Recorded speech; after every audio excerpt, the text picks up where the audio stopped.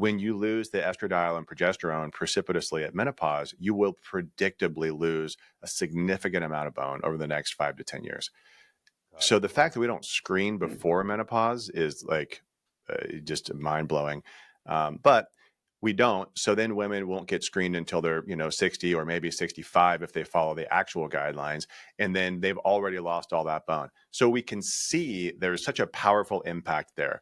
When I started looking at hormones, I recognized too, if you look at the literature, man, go back for premenopausal women in their 20s and 30s, if they have dysfunctional hormones, if they have dysfunctional, let's say they're, not ovulating for whatever reason, if they're not ovulating, they're not making progesterone, they're losing bone in their 20s and 30s. Mm. If they're on birth control that prevents them from ovulating, they're losing bone. I'm going to say that again. If they're on birth control that prevents them from ovulating, they're losing bone because they don't have enough progesterone.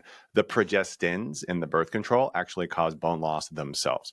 So that, again, a population of women that is going to absolutely have issues with their bone health in the future, and they're not being fed this information. The Instagram algorithm is not feeding it to them. Yeah. So they don't know. They're not hearing this message. So we know hormones are absolutely important when it comes to bone health. We use them a lot in the treatment if we can. But again, our population is, older. We have patients, I said, our average patient probably upper 50s. We have patients in their 60s, 70s, and 80s. The further away you get from menopause, the more risky potentially it could be to add that in.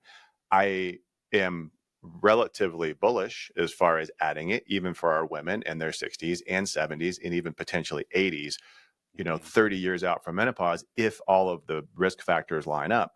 But the further you get out from menopause, the less likely that's going to be.